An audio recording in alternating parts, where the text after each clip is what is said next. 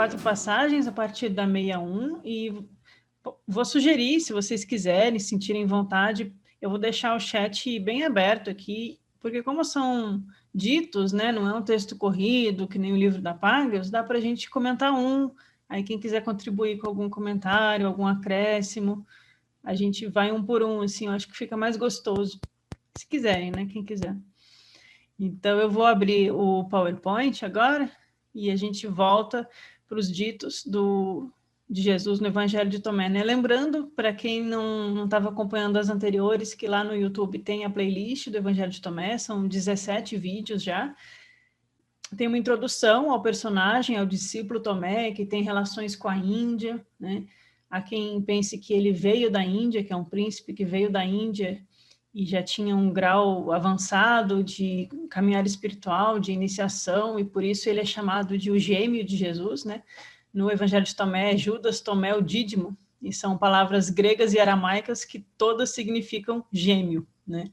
Então, eu discuto um pouco isso no primeiro vídeo da nossa playlist. Então, estou só fazendo esse recap, porque ficou muito tempo distante da gente, né? Então, essa questão de gêmeo, algumas pessoas cogitam, e eu meio que tendo aí por essa linha também, que é justamente por ele ser de uma tradição gêmea. Mas é interessante que no Evangelho de Tomé, Jesus está sempre instigando Tomé a perceber, olha, você já está avançadinho no caminho, para de fazer tanta pergunta básica, você já tem mais capacidade. Né? Tem algumas passagens que dão a entender isso, né? Tem um momento no Evangelho de Tomé que Jesus chama Tomé para um canto, para falar privadamente com ele, e quando ele volta, os colegas, discípulos querem saber o que ele te disse, e aí Tomé fala assim, se eu disser para vocês o que ele disse, vocês não vão acreditar em mim. Então, a gente tem essa impressão de Tomé também ser um grande iniciado, né? E aí a gente tem o evangelho dele com esses ditos, que são ensinamentos, assim, bem no estilo oriental, né? Assim, bem no estilo da Dhammapada budista, assim, sentenças soltas, né? Não é aquela historinha de catequese, né? São ditos cheios de parábolas e de interpretações, assim, subjetivas, que falam com a alma, que falam da jornada da alma, que falam da senda espiritual. Então, eu acho que por isso que é uma boa forma de entrar nos gnósticos, pelo Evangelho de Tomé, porque ele tem paralelos com o Novo Testamento, né? Existem muitas, mais da metade das passagens do Evangelho de Tomé, a gente acha referências quase idênticas ou idênticas no Novo Testamento, né? Mostrando que há uma base de um texto em comum que circulou, mas também tem interpretações que a gente aprofunda, que toca em temas gnósticos. Então, para começar, é sempre bom. Então, vamos voltar para ele hoje, né? Vou compartilhar aqui a minha tela. Vamos agora para o 61. O 61, ele me deu um trabalhinho para trazer ele aqui. O 61 me deu um pouco de trabalho, porque eu achei eu comparei algumas traduções dele. Eu compartilhei com vocês a tradução do Humberto Roden, né? Mas eu estou sempre cotejando com a do inglês do Marvin Mayer e do Jean-Yves Leloup. O Leloup, inclusive, faz uns comentários interessantes. Ficou um pouco confuso em alguns momentos, e aí eu trouxe um pouco de todas elas, assim, para a gente discutir entre nós. Jesus disse: haverá 2 na mesma cama. Eu pus entre parênteses, se curando da doença. Vou explicar por que depois. Haverá 2 na mesma cama. Um morrerá e o outro viverá. Salomé disse: quem és tu, ó homem? Como que saído de um só? Tu que usavas a minha cama e comias a minha mesa. Responde Jesus: eu vim para fora daquele que é o um, ou eu vim do espaço aberto, numa outra tradução. O Pai da totalidade.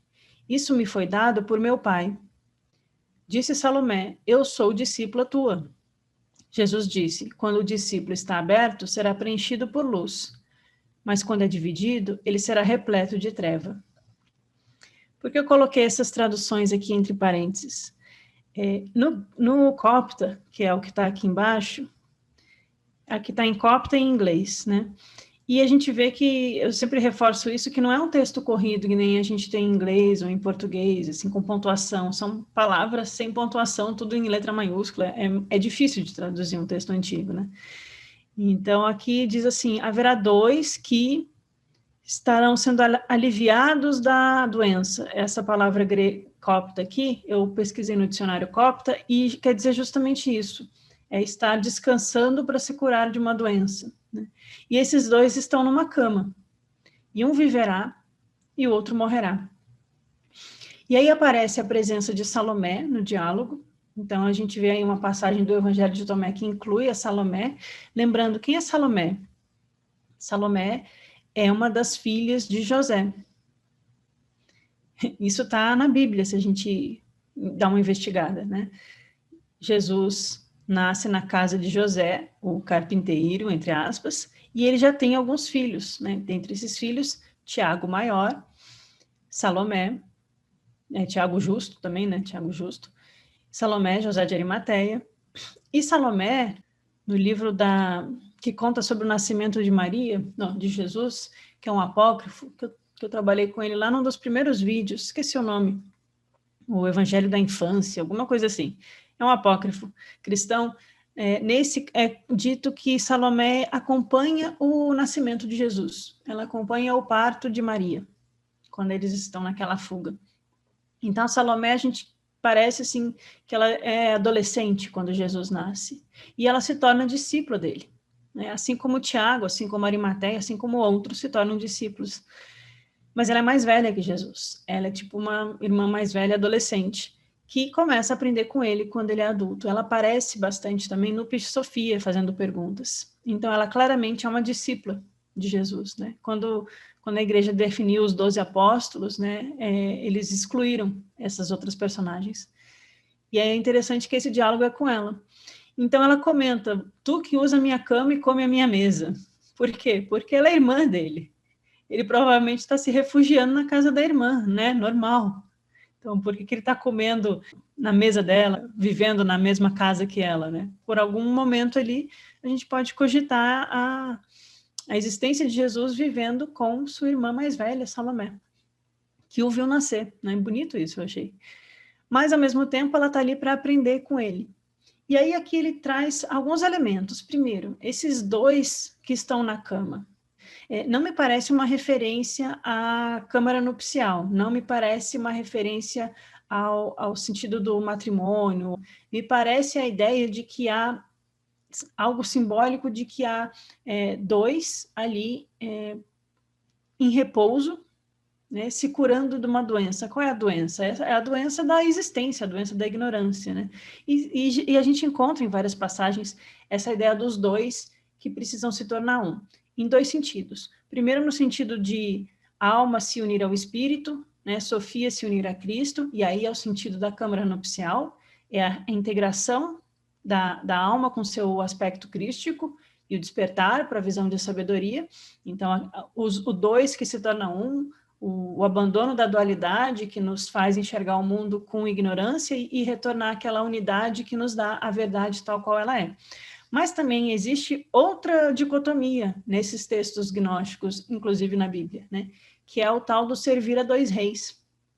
Então, não podemos servir a dois reis, é preciso escolher, não dá para ficar em cima do muro, né? Não podemos servir aos filhos da luz e aos filhos das trevas.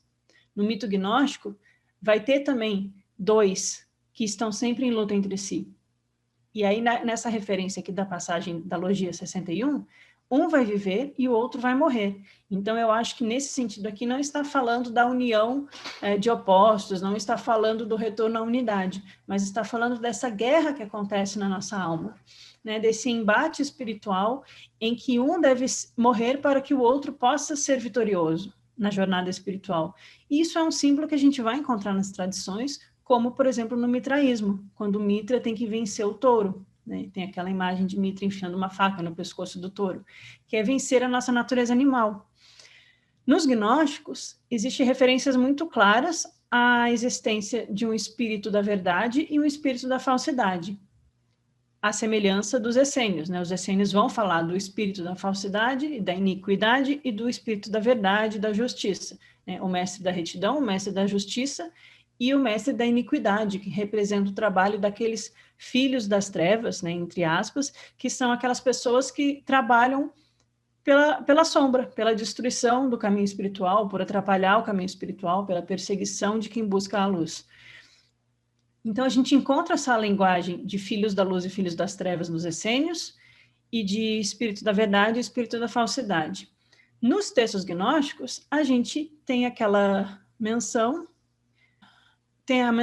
de que há um espírito verdadeiro que habita em nós, né? A centelha de luz que está em nós, que é o Cristo.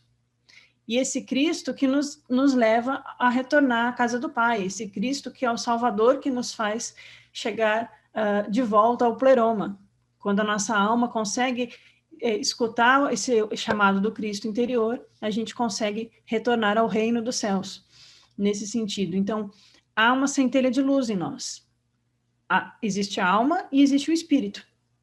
Os gnósticos claramente distinguem uma coisa da outra.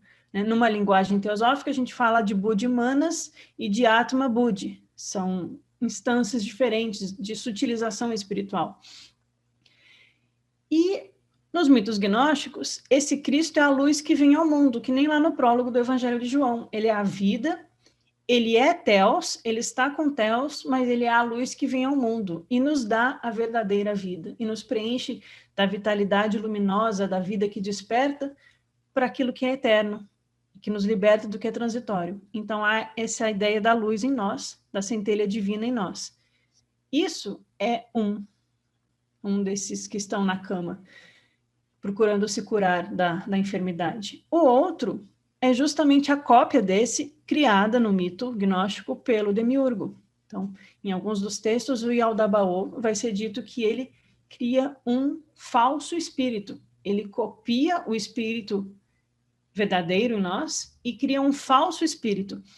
E isso aparece no Apócrifo de João, isso aparece em Piscis Sophia, e sempre tem a menção desse embate, desse falso espírito em nós, cuja único propósito, a única missão do falso espírito é nos afundar mais na ignorância. O falso espírito, ele instiga a alma, é como o poder de Camas, né, na literatura teosófica, que eu estou com ela na cabeça hoje.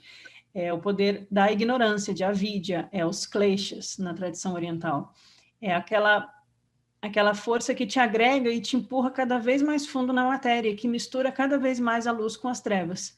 Então, esse falso espírito, ele vai instigando os vícios, as paixões, a separatividade em nós. E ele vai ser sempre em oposição ao espírito que é a centelha de luz. Então, a gente tem o falso espírito e o espírito crístico, que é a centelha de luz em nós.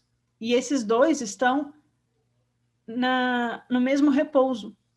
A cama também a gente pode entender como se fosse o receptáculo físico, é onde eles estão repousados, né?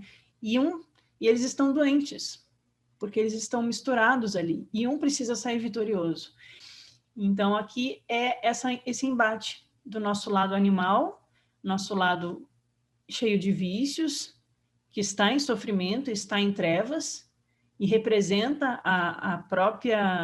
o espírito de trevas em nós, e o espírito de luz, o verdadeiro espírito da verdade. Então, eles estão em luta e um precisa sair vitorioso. E aí a Salomé pergunta, e quem és tu? Jesus diz, às vezes Jesus fala não como Jesus a pessoa, mas como se fosse Cristo falando, né? Como se fosse o aspecto divino representando através dele, né?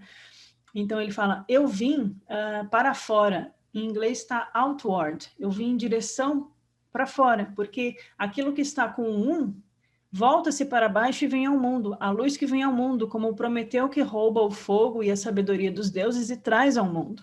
Ele vem para fora das regiões celestes, né? Ele vem em direção a nós.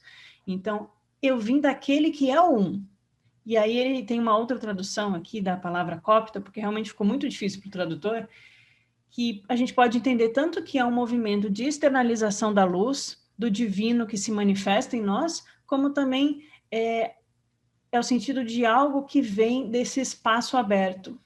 Em algumas traduções está openness em inglês, é uma abertura, é um espaço amplo, um espaço aberto, um espaço de totalidade. Então, me lembra um pouco a ideia da Barbelô, porque às vezes ela é chamada de útero universal e de espaço eterno, né? Então, a gente tem esses dois sentidos. Mas a ideia é que essa centelha de luz, esse espírito da verdade, ele vem para nós desde o um. Então, é um jorrar do um dentro de nós, naquela ideia neoplatônica, né? Os seres divinos, os seres de luz, eles estão com um, eles pertencem ao um, mas eles se manifestam no mundo, só que estão encobertos pelas sombras, e por isso há esse embate. Então, o Cristo, ele vem desse um, desse espaço aberto que é o próprio Pai da totalidade. E aí a Salomé, ao ouvir isso, diz, eu sou tua discípula, né? Assim, quero aprender com você. Ela reconhece nele um mestre. E aí Jesus complementa, quando o discípulo está aberto, será preenchido por luz. Mas quando é dividido, ele será repleto de trevas. Eu acho tão bonito essa linguagem, que é uma linguagem que o João usa muito no Evangelho de João, no Apócrifo de João, que é uma linguagem muito essênia, né? A luz e as trevas. Né? Mas por quê? Quando o discípulo está aberto para receber o ensinamento, quando ele está pronto, quando ele abriu os olhos, abriu os ouvidos. Essa ideia do estar aberto é a gente se colocar pronto, é a gente se colocar preparado, não estar cegado pelas nossas paixões, né? E quando estamos abertos para essa totalidade, a luz pode preencher o nosso cálice. Mas quando estamos divididos, né, quando há dois numa cama e os dois ainda não decidiram qual que vai ganhar, qual que vai se curar e qual que vai morrer, então ainda estamos repletos de trevas. No mito gnóstico, quando a Sofia dá nascimento ao Yaldabaoth, é dito que nesse momento ele pega a luz e mescla ela com as trevas. É um momento que no neoplatonismo eles vão chamar de a mistura, é a criação da mistura. A luz fica misturada com as trevas e aí fica difícil da gente desembranhar esse emaranhado. E por isso é tão difícil essa jornada. E por isso é sempre uma jornada heróica de um guerreiro, de alguém lutando contra as trevas, buscando a luz. Não é uma coisa passiva. Então, essa imagem que no Evangelho de Tomé aparece me lembra muito essa ideia do Yaldabaoth misturando a luz com as trevas, para gerar a confusão, para gerar a dificuldade. E por isso que a alma precisa desenvolver a autoconsciência. Porque quando nós estávamos na luz, a gente não tinha consciência da existência das trevas. E aí é que a gente tem essa ideia da jornada da mônada. E eu estou falando mônada aqui porque mônada é um termo que aparece nos apócrifos gnósticos, né? Lá no apócrifo de João, esse um é chamado de amônada. E a mônada como um raio que vem ao mundo e está em nós. Então, nós como discípulos ou como buscadores, nós precisamos nos colocar abertos para que a luz possa ser preenchida. Me lembra muito aquele ensinamento budista sobre o pote, que se o pote está emborcado, não é possível receber. Se o pote está envenenado, tudo que a gente receber vai ficar contaminado e vai ficar confuso e vai nos fazer mais mal do que bem. E se o pote está rachado, as coisas passam por nós. Então, nós precisamos nos tornar abertos para que a luz possa brilhar em nós. Enquanto a gente ainda está nessa dicotomia de separatividade, de olhar para o meu ego, e olhar para o dos outros, e ter raiva dos outros, ou ter apego às minhas coisas, essa dicotomia que a gente vê nos ensinamentos espirituais é porque a gente ainda está dominado pelas trevas. Não sei, fiquei pensando um pouco sobre isso. Que mais? Fiz umas notinhas aqui. O ser humano que está aberto para o Cristo interior, ele manifesta o Logos nesse sentido desse raio de luz, né? Então, quando nós estamos abertos, e esse Logos pode se manifestar em nós não estamos mais com a alma aprisionada na escuridão. No mito gnóstico, a alma está, assim como em Platão, ela está numa caverna, e ela está presa por correntes, e ela está sendo enganada, não pelas sombras da caverna, mas pelos falsos frutos dos arcontes. Mas é bem parecido com o mito da caverna, né?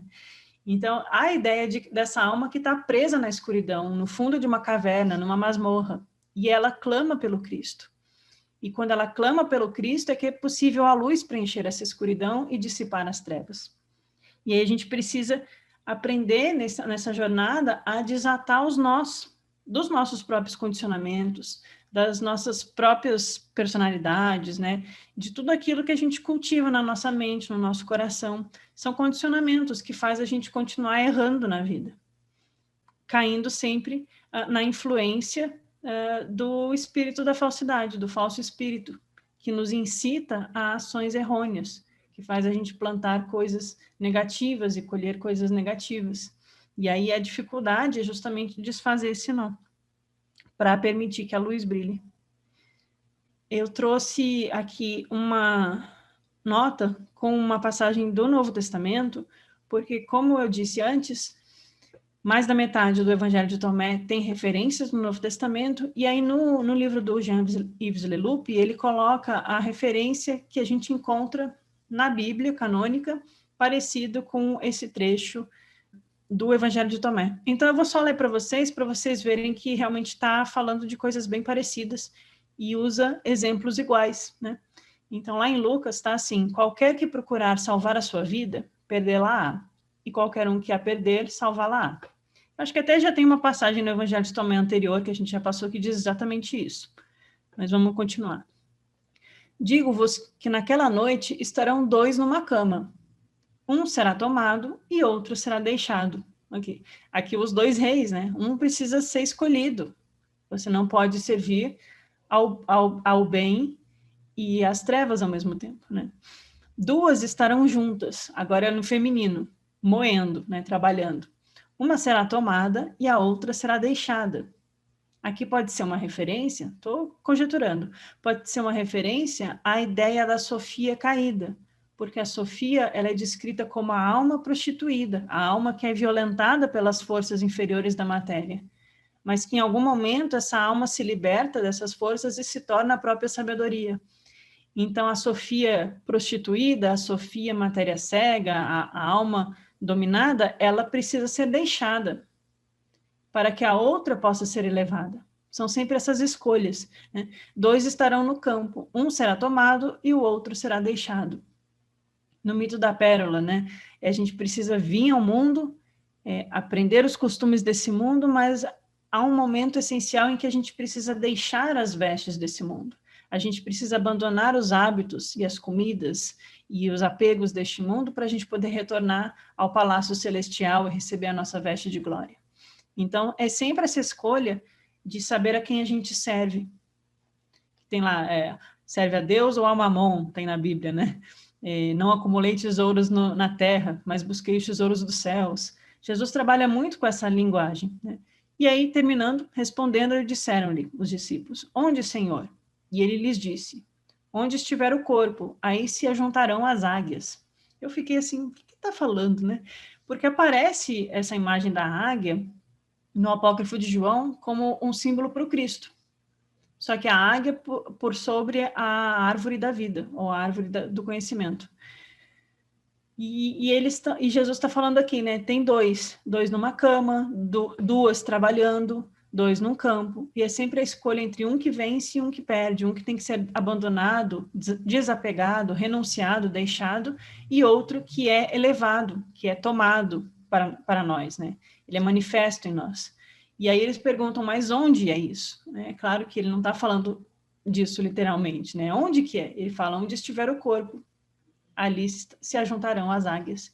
Então, é onde está o corpo, portanto, é isso dentro de nós. Ele está só criando imagens para tentar fazer a gente entender no simbólico, né? Mas é a mesma passagem, né? Os 2 numa cama, aqui tem os 2 numa cama também em Lucas. Só como curiosidade. Eu vi que alguém comentou alguma coisa aqui, eu vou olhar. O Luiz Paulino falou, quando o discípulo está aberto, ele está um, percebeu que é um com o todo. Quando dividido, continua 2 na cama, doente. A ideia da cama é justamente, né? Quando a gente está doente, a gente fica o quê? De cama. Enquanto a gente está de cama e há 2, a gente está doente. Eu achei interessante essa imagem. Mas é isso, quando estamos abertos, percebemos a unidade em nós. Não aquela coisa que a gente fala da boca para fora, né, de somos todos um, que virou até nome de site na internet de coisas esquizotéricas, né? Somos todos um, ok, mas como perceber essa unidade real em nós e em todas as coisas, né? E é um exercício que a gente pode se propor, a gente tentar colocar na mente essa ideia da unidade, tentar pensar na unidade, não como um pensamento racional, mas como algo que a gente pode sentir no chakra cardíaco, assim. Vamos olhar para o céu e sentir a unidade, olhar para uma árvore e sentir a unidade, olhar para uma pessoa que a gente não gosta e tentar ver essa unidade nela. E aí é o exercício da gente acabar com essa separatividade, né? E essa reatividade que a gente tem. Acho que às vezes a gente consegue fazer um exercício de unidade.